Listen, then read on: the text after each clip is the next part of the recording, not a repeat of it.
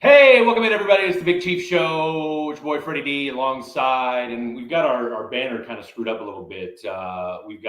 I'm Fred Davis, and that's Henry Thomas. So we've got the thing switched here, but you guys get the drill. He's Starsky. I'm Hunt. That's right. Don't get it twisted. Went over a couple of y'all's heads. I know. He's Jules, and I'm Vincent. Bringing it back down.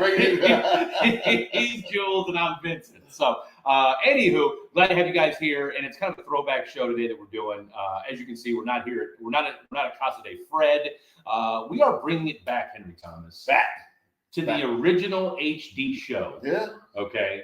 When it's basically this is kind of how it started. Back at the crib. Literally, exactly. Now, I will say, back at the previous Casa de Thomas, the decorations were a little more robust. Yeah. They're going to get there. Well, I've only been in here 4 weeks, maybe 5. And the other place, there was a woman involved. There was. Now there are women involved, so I can't. so I got to. They're not watching. They're not watching. Even when you tell them to watch, they don't watch. They won't watch. No, they won't. So it's a special show today. We're excited about it. And like I said, we're just kind of doing this off the cuff. And our boy, Bitter Mike Bab will be here in just a little bit after we tell him that his device is not connected. So go ahead and disconnect and connect back again, Mike Bab. There you go. So Bitter Mike's going to be on with us as normal. But anywho, so we're over here on the North side. And big game tonight. You've got a Dallas Cowboy team. And my boy Mike asked me about this yesterday. And I'm going to bounce this off you, Henry. He said, what can I expect from my boys? Why is everybody down on them? And I said, look, we've seen this before. We know, and Henry, we're at a place in professional sports where with some teams, the Cowboys being one of them, where regular season accolades, fantastic. Okay. And yes, Dak is playing tremendous football right now, but look at who he's beaten. And it's the regular season, and rightly or wrongly, we're waiting for the playoffs to get that next level of Dak Prescott. To see that next level. This is the next level of Dak Prescott. Right now, I want to give him props for being a man of his word, saying what he was going to do, and putting the work in, and you're seeing what's happening. He put the work in the offseason to make this happen, and it's showing some good things. No, it is. And I mean, look, and I'll tell you who else we probably need to put a little respect on his name is Mike McCarthy. Look, say what you want. Mike McCarthy, while there's some questions about maybe his clock management, okay? And guess what? Been in the game that long, don't know how you have that issue, okay. I'm glad you brought that up. Remember who used to be knocked ad nauseum about his inability to manage the clock correctly in key situations? The guy that was in Houston, then he went to Tennessee. Wasn't that the? Oh, you think of Vrabel? Not no. You're talking about head coach. Oh, you're talking about Kubiak? Not Kubiak. Went to Tennessee as a head coach. Was in Houston. The little short. He always screwed up the clock. Houston was good. Wow. Why can't I think of his name? Somebody throw it out there. There ain't been that many coaches in Houston. Yeah, but okay. He was probably Houston and then Tennessee. So who? Fisher? There you go. That guy was terrible. Andy Reid. Oh yeah. We forget that Andy Reid, prior to Patrick Mahomes, and even really in the first year or two of Patrick Mahomes, and really the first few years he was in Kansas City with Alex Smith, I mean, and in Philadelphia, got lambasted for his, some of the questionable, letting time run off the clock, not calling a timeout. I mean, just, being goofy around the line of scrimmage or what have you. And so Mike McCarthy's got a little bit of that, but I think, look, you've had Kellen Moore the last few years, and Mike McCarthy steps in. And of course, look, his job's on the line, he's on the proverbial hot seat. That's when you're in Dallas, that's what happens.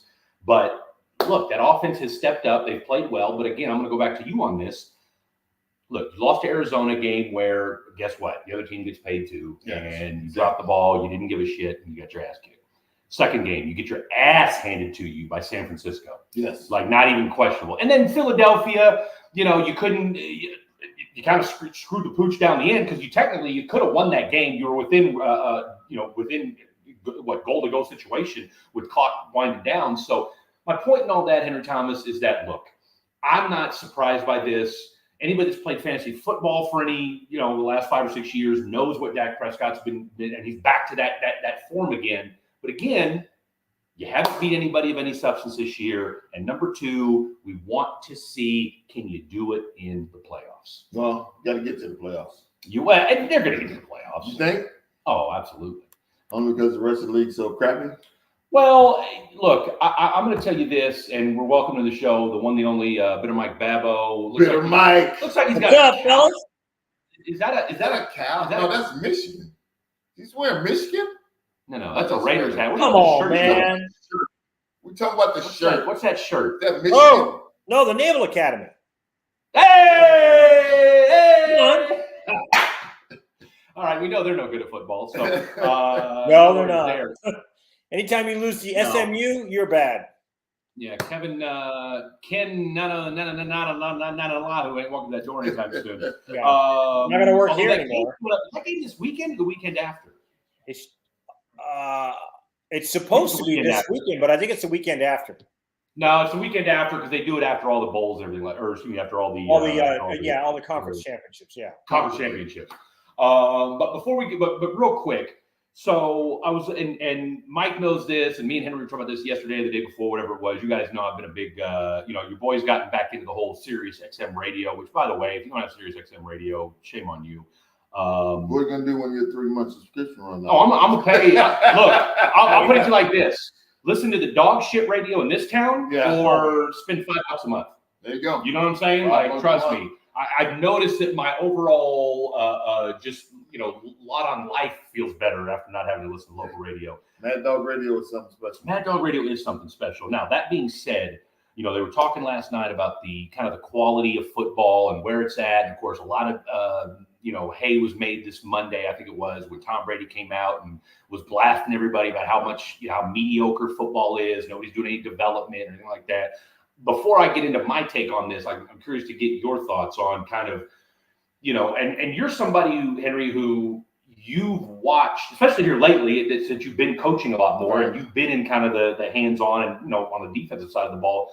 Where are you at as far as what you see from a development standpoint on both the offensive and defensive side? First off, how long has Brady been retired? Not even a year yet. Not even a year. So a lot of that is saying, damn, I missed the game. That is, isn't it? A lot of that. I mean, because he's like, I could be balling right now. You could go back to every single retired guy, give him that 1.5, 2, 3 year range. Yeah. And they've all said, call it a game sometimes. It's just a thing that they feel, and I felt that way too, but I also agree with him about the development because there's so many guys out there with so much talent that you can tell are just playing on that talent. Yeah. If you refine it with some coaching and, let them know why you're making that spin move, what makes that dip move, it makes them so much better. But that is lacking, and because of the lack of coaches. And I'm not knocking the coaches. There's so many of the coaches at my point when I decided I was going to coach, and those guys I was going to help were started off as groundskeepers, assistant film guy, assistant special team coach, assistant this, and slowly work their way up the ladder that way, which is great. And they come out with these great schemes and they teach these schemes. But if the scheme says you have to go inside to that gap, that's what they tell them. Go inside to that gap. Now here's your development. You lead off with your right foot going into that gap. Now you're reading the shoulder of the guy inside. If he comes at you, you go, there's your development. You learn to what I'm doing. Not with these guys, they've never been there. They don't know that, but it's a great scheme, but you still have to refine it within that scheme. If I'm going inside and that guy pulls away from me, I turn and run in his hip. If he backs up, now that becomes my pass rush gap, not across his face. those are the things that they're not getting developmental wise. It's just jumping that gap. And that's what they're doing because they have that ability. So who's it incumbent upon then for that next move? So so like to your point, and you talked to me about how, when you work with Miami Dolphin guys and just kind of showing guys that, maybe back of the roster guys, but after you showed them something, right, suddenly other coaches and all of a sudden that light, that aha moment happens. Well, I don't know who's culpable for that. It's D-line coach. Some of them have that knowledge and have been there. And I'm not saying you have to play the game to do it because sure helps though. My Pete Jenkins, who I hold in high regards, has one of the best defensive line. Might be the best defensive line coach ever, right? He was not an NFL guy, but he teaches what you read and how you and where you get that because he studied it and learned to do it. But he was around it for so long. John Tierlink, another guy, another great defensive line coach but he played in the NFL. He played a couple of years with San Diego, whatever, but he taught technique. Different from Pete, but it was a technique that if there was a scheme that we're going, you're going to do this on the scheme. You lead with this foot, you read this guy, you turn up this way, It was still a fundamental teaching. Do you feel like it's so? I guess kind of what I'm hearing is that look, you see, we don't question yet. We all know. Look, you got to be a great athlete to be in the NFL. We get all that, right? So we're not worried so much about the athleticism part. But when you say when you tell a guy, okay, get to the gap, do you think too many guys or too many coaches are waiting on guys to kind of just use their athleticism, or they're not taking that next step? Like the coaching is surface level, and we're not getting to the as the kids say, there's levels to this, where we're not getting to that second level, not of playing, but of coaching and teaching. Well, the thing about coaching is when you teach them to get into that gap and they go in that gap and then you just leave it to their athleticism, there are coaches out there that are good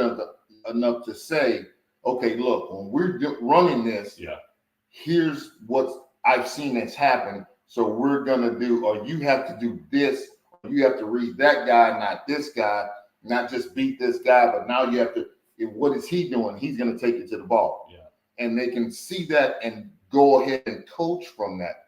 And I don't know if they're all, man enough to say, I should have told you that last time, but I didn't see it either. So this is what we're going to do from now on. And that's another step to development. I don't see a whole lot of it down in Las Vegas. Those boys in Vegas. It's Max Crosby and the Pips over in Vegas. Let's call it what it is. I'll say that's true. They tried to bring in Chandler Jones, and we know how that worked out. Another Josh dumbass, dumpster fire. The tickets for the Vegas football is in the top 5 in the NFL. It's one of the most expensive tickets in the National Football League. To get. I think what was it, number 3, number 4? Was it? I don't remember. I just know they were in the top 5. I got to think.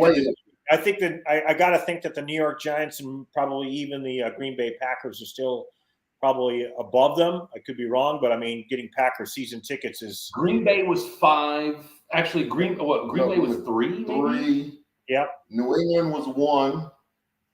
Was it? So no, Vegas was 1. That's what it was. No, Vegas was 1. Vegas was 1 because it was like $300 to get a Raiders ticket. Yeah, it was hot. Raiders was 1. Chiefs were 4. Green Bay was in there. The Bucks were in there. And the Patriots. Yeah. And the Patriots. That's exactly what it was. But no, look, I think, and so the knock, and I think part of it is, and you make a great point. It's probably his way of kind of old man, shouting at the yard or whatever, like get off my young lawn, like boy, when I was playing. And You're right. There's probably a lot of it too where, he's watching what's happening in the NFL right now. Okay. And the reality is this: what the NFL is kind of backed itself into a corner this year. Because when you put all your eggs in we're just going to make this an offensive, high-scoring game. Yeah.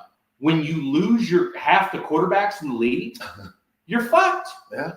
Okay? Because this idea, and Mike and I were talking about this a couple of weeks ago, how I can't remember whatever quarterback got hurt. Maybe it wasn't Cousins, but it was I can't remember who it was. I mean, we've had so many of them get hurt here lately, right? Yeah. And so, of course, then Burrow. I mean, look, Burrow just signed. That's what it was.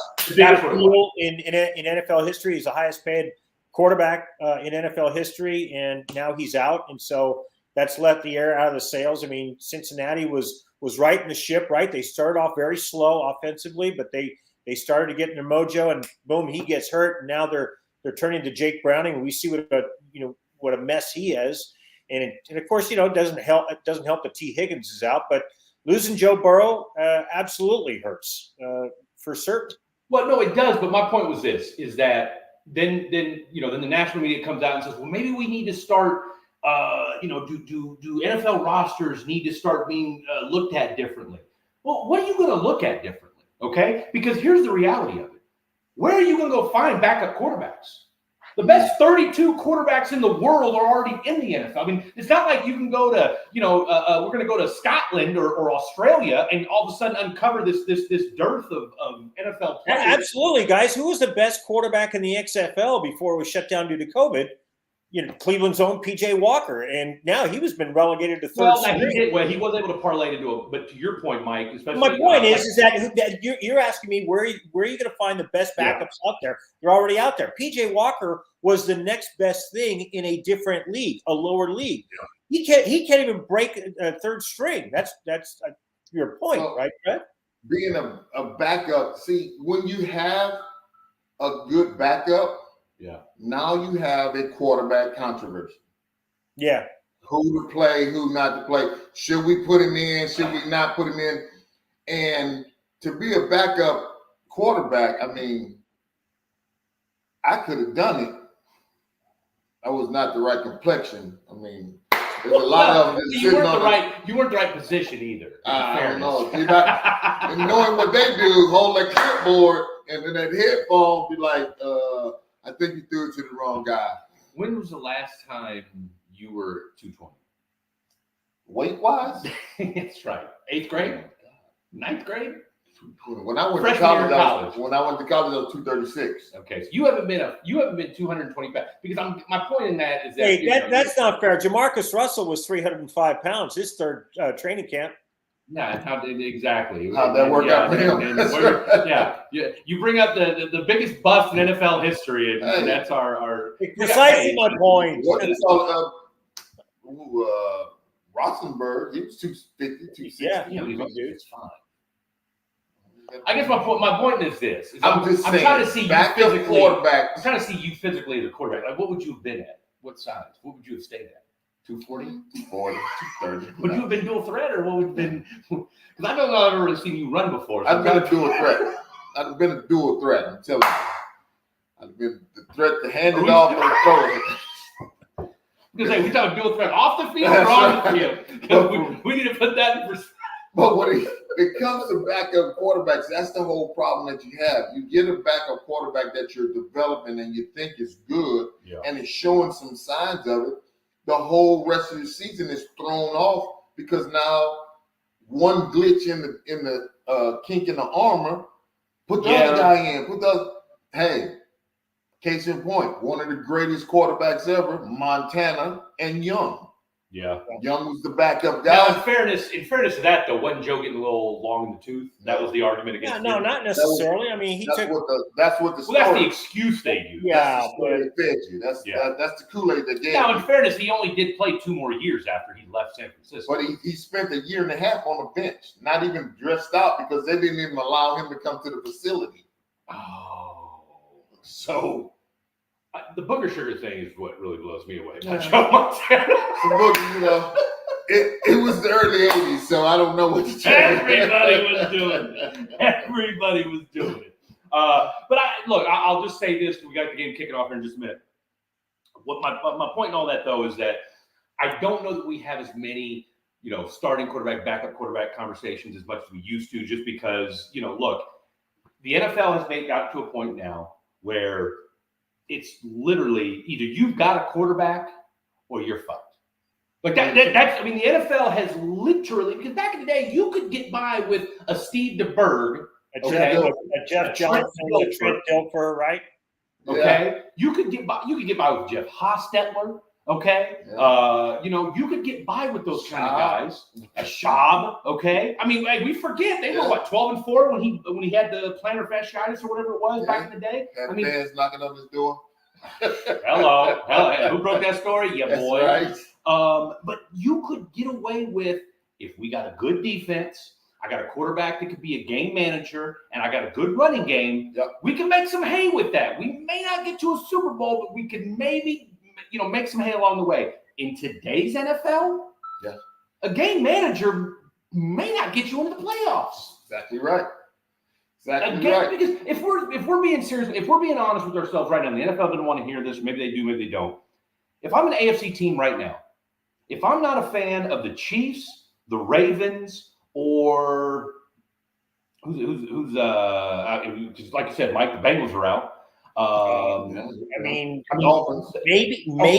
Trevor Lawrence. I mean, maybe the Jaguars. I mean, maybe the Jags. But here's my point to a guy like Trevor Lawrence. Okay, have we seen enough consistency out of a Trevor Lawrence yet? Because for every 2 or 3 great games he'll go out there and just throw a stinker out there where he's just throwing missing dudes all over the place. I mean, look, it's a good problem to have. I mean, you're feeling better in Jacksonville right now than you are if you're in Carolina. Absolutely. You know what I'm saying? Like, that's a no-brainer there. Right. You're feeling better about if you're in Jacksonville than you're feeling in Indianapolis.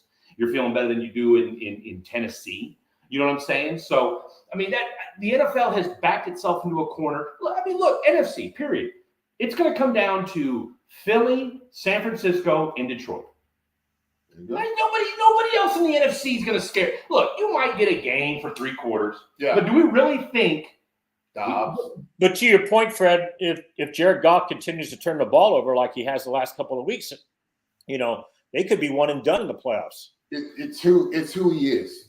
It's coming to show exactly what he's been doing all his career, but he's doing enough to get the ball rolling in Detroit. And that's fun. That's fun. It's fun. He's getting into his playmakers, and also their defense is playing extremely well. But I mean, look, they really laid it off Green Bay. Yeah. Ben Johnson is a phenomenal offensive mind. But look, I'll tell you what, and say what you want, and it's funny. Winning changes everything. Think about this, and we're here in Houston. 2 years ago, they had petitions. You had people online, everybody talking about how, Cal McNair was Tommy Boy, was the most idiotic run franchise in the NFL. Suddenly, 2 years later, I just read an article the other day about how the Texans have the best quarterback in the AFC South, and, for the next decade, you're good to go. And suddenly, Cal McNair can't miss. Can't miss. He's great. Guess what? He's wonderful. Who's the GM? Caserio. Okay. And look, I said it earlier this year after because I was big on you shouldn't have, why'd you take Stingley over the kid from New York, Sauce Gardner. Oh, Sauce Gardner. Right? Who Sauce has had kind of a up and down year this year. Hasn't been near as good as he was as a rookie. But you could also argue too, as much time as they spend on the field, it's pretty amazing what that defense is doing considering how bad that offense is. But that's a perfect. The Texans are example 1A of how you get the right head coach and you get a quarterback. Because if he had if Bryce, do we really think? And I think that Houston's in a better position than Carolina was anyway. Do we think that Houston would be what they're doing right now if Bryce Young was a quarterback versus C.J. Stroud? I don't think they can. You can't even try to comprehend that because it's a whole. I mean, you said it yourself: the right coach, the right quarterback. Is that a good combination? What's going on in Carolina sucks. I do think Bryce Young would be having a better year if he was here in Houston. I really do. I think Bobby Slowick has proven to be a pretty dadgum good offensive coordinator, and I think organizationally, and this is going to sound crazy. Right now, the Houston Texan organization from top to bottom is better run than Carolina. Okay. And I don't think Dave Tepper's a maniac, dude. Where did that change come? You just said it yourself. 2 years ago to now. I think, I'll tell you what I think. I think the Bill O'Brien stink and all the shit that he was doing behind the scenes and everybody, because I think Cal McNair, look, and I've heard this from people around the Houston organization. You're trying to say McNair bulleted? No. Cal, because you remember we had Dad and we had Cal. Mm-hmm. Cal wasn't doing shit. What the He literally was Tommy Boy. Okay? And here's what we forget about Tommy Boy in the movie. He does turn the company around. Yeah. Okay? You're right about that. We forget about Chris Farley does turn the company around after Brian Dennehy dies. Okay? It took a little while, but he finally did. I don't think Cal McNair really truly understood just how fucked up the organization was. Yeah. Because remember they fired a bunch of people. Remember you had people crying because the PR chick got fired.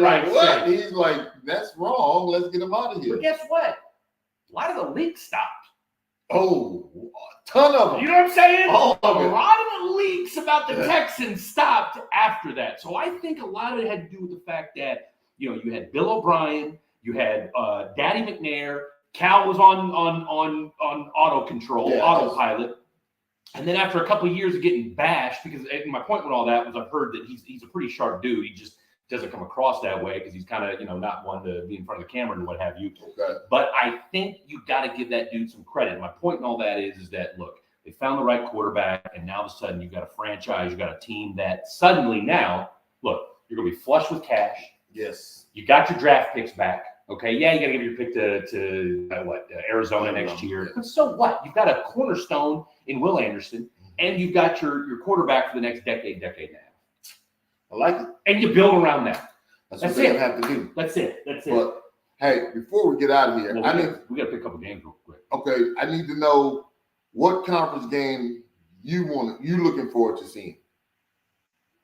You're talking about conference championship game? Definitely. Yes. Which one do you think is going to be the best one? Well, I mean, hands down to me, it's going to be the SEC game in Atlanta. I mean, Georgia, Alabama. Yeah, I want to see what that quarterback for Alabama does. I mean, I like what he's done and how he's improved, but I want to see if Georgia can keep him down. There's going to be a lot of short passing, and there's going to be a lot of ground game. I really think that's the only chance that Nick Saban has to beat Coach Kirby. The thing for me is, I guess I've seen so much SEC this year. I've always watched SEC, LSU, Alabama, Georgia. Anybody's on, I'm usually watching. I'm really intrigued by the Washington-Oregon game. That's true too. That could, you're right, Henry. I mean, that could throw a serious monkey wrench into things if Oregon happens to beat Washington. But for me, I mean, look, it's always been about the SEC. But as far as tonight's game, I mean, really on paper, it's kind of a no contest, right, Freddie? I mean, yeah. Sorry, apparently I fucked up on the side of the street. Which he did call me out on. I did. As soon as he pulled in, I was like, "Why you park in the driveway?" He was like, "No." And it looked like they had to take a cab from the curb to the car. That's how far it was. I'm just saying. Well, you got to understand him, Henry, because he's been a little bit gun shy driving a car these days. Okay, yeah. Now he's in the truck now, yeah. I'll put it. Look, tonight's game. Real quick, weekend wise, I'm with you. I'm excited about the two games that are top of mind to me. Obviously, SEC, because the winner of that's going to make it in. And then, but the biggest game is the Pac-12. As from I'm with you. Because look, Georgia, Alabama. Look, yeah, I mean, I'm excited, but we've seen it so many fucking times. With the Pac-12, at least, it's like, look, this is the last time we're going to see this. There you go. Yeah. You know what I'm saying? Like, this is the last time we're going to see this. Okay, so you better win. Look, whoever wins. If Washington wins, they're in. If Oregon wins, I'm pretty sure they're going to be in. I think the issue you're going to have, if you're Florida State, do we want to see a backup quarterback in the college playoff? This Tate Rodemaker, or whatever the kid's name is. The point is, though, is that, look, you could argue TCU played with their backup quarterback all last year, made it to a national championship. Okay, granted, they got fucking boat race when they got there, but they made it, right? And granted, too, he pretty much played the entire season, so it wasn't like it was just exactly what the situation that Florida State's in. That and, you know, you got the big kind of Texas looming in the background. I don't think that's going to matter. They're too far back. They're too far back. They're still behind Ohio State. And you know, they're not beating – if they beat Oklahoma State, they don't really gain anything out of it because Oklahoma State is 18th. No, they're terrible. Oklahoma State's awful. And we still lost to them. My point is, or my question is, if Alabama beats Georgia, which I think is – well, it's very plausible. I mean, to me, I think this game's a toss-up. I really do. Then what happens? Because here's the issue you got. Do you drop the number one team in America that's been there all year, okay? And let's just say Alabama wins it close, because I don't think any of us think that it's going to be a blowout. Right? I mean, if they win, I think it's going to be quite like what we saw in Auburn, Alabama, because that was insane. That was crazy. Okay. Yeah. How you let that kid get that? I mean, come on, seriously. But how do you only rush two? Anyway, we digress. This game's going to go down to the wire.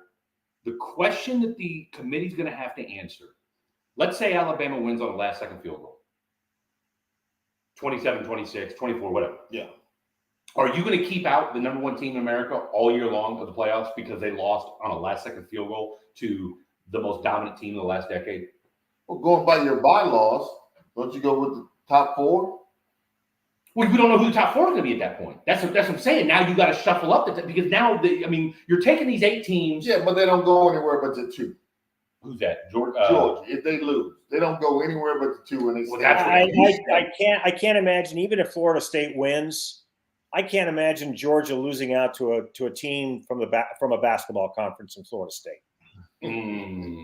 Look, I don't think you're wrong on that. I mean, I don't disagree with you necessarily, but how are you? I mean, you got to make the argument, or the committee's got to come out and say, yes, we think a one-loss Georgia team is more deserving than another Power 5 undefeated team in Florida State. And again, here it is, and it's Florida State too. I mean, we're talking about a team that's, not even a decade removed from a national championship in their own right. Well, what you got to take into account also is if they get it wrong, who cares? Because next year they're going to 12 teams. Well, that's kind of the deal, right? I mean, Ohio State, you're done.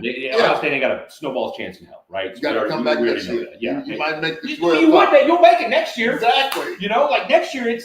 I mean, and I guess that's where people get all kind of butthurt about it. Oh, you lost the luster. No, you don't. Okay, look, we're gonna be just excited about.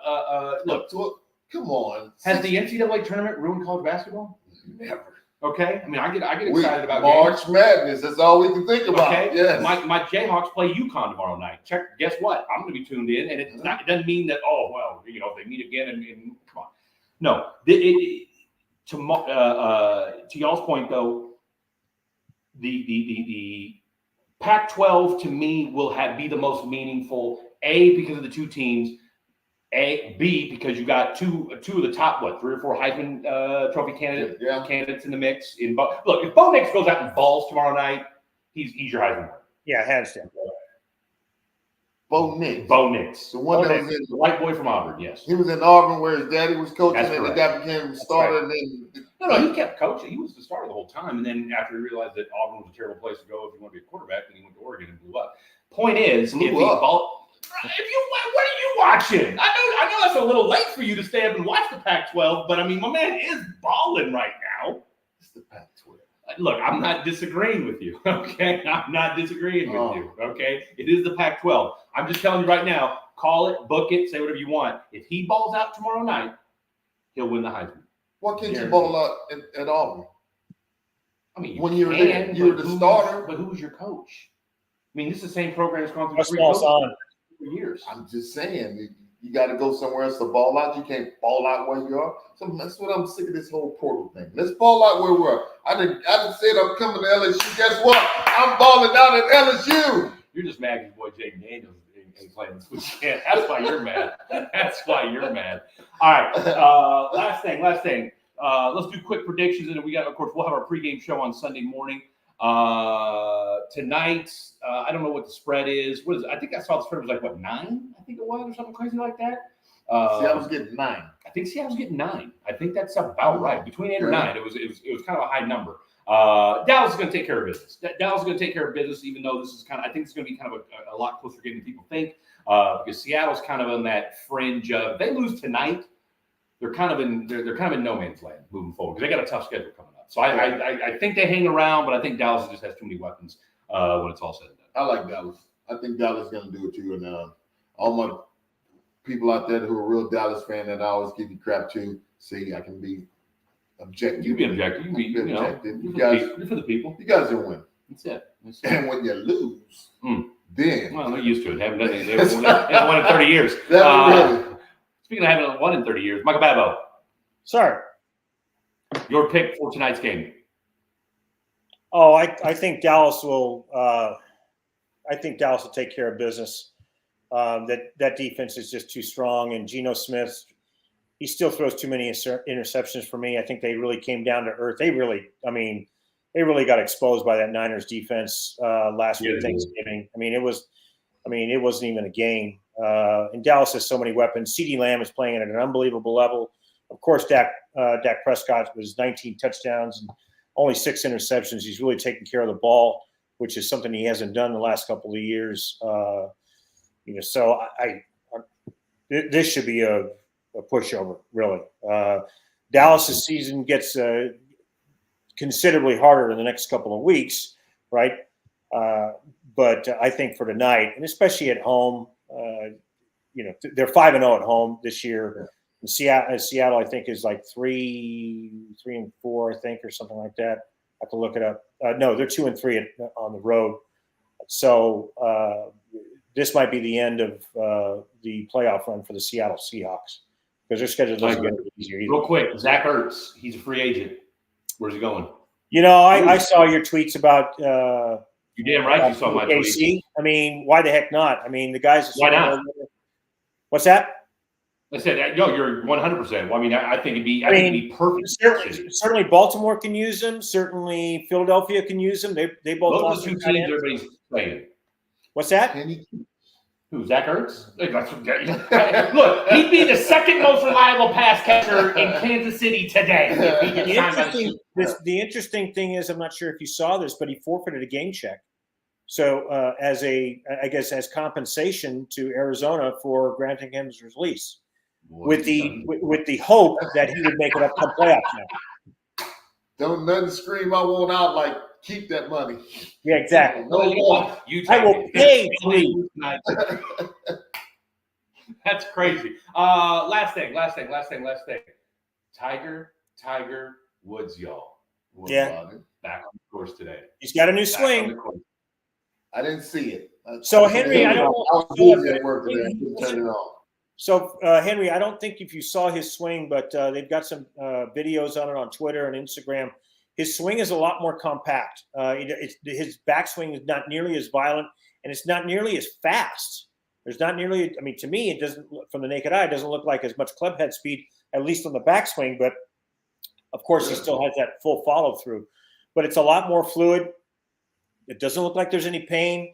He's got a full schedule planned out, Henry Thomas. And look, I was actually lucky enough to watch him in the first round of the Masters in April.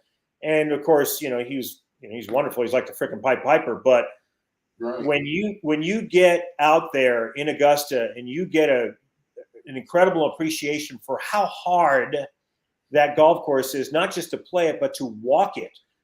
Most golf courses are there to challenge you, but also for fun. This place is made to beat the shit out of you, and it did. And the poor guy, I have a hell of a lot more appreciation for what he went through, just walking that place. So I hope he makes it through. We'll see. He's had so many injuries over the last 4 or 5 years, but his swing looks great, but it's definitely different. Well, anybody has the resilience for it, it's going to be him. He's come back from a lot, and I'm looking forward to it, and I'm going to still be over there with my Tiger pom-pom. Yeah. There you go. Tiger Woods, 18th right now, +3 after the first round. So Tiger Woods, y'all. All right. +3. Go follow my boy at the Bitter Mike. I'm at the Freddie D, at Henry Thomas NFL. Glad you guys, like I said, we kind of just did this spur of the moment. We kind of just, like I said, off the cuff. We're over here at Casa de Thomas. Be sure to tune in on Sunday morning. We do a pregame show, me, myself, and Mr. The Bitter Mike, and so we'll talk all things Week 13 on Sunday as well. So we'll be excited about that, and of course we'll do a little recap of the college games from the night before. So, and then of course our boy Henry Thomas. Will you be playing like a god on Sunday morning?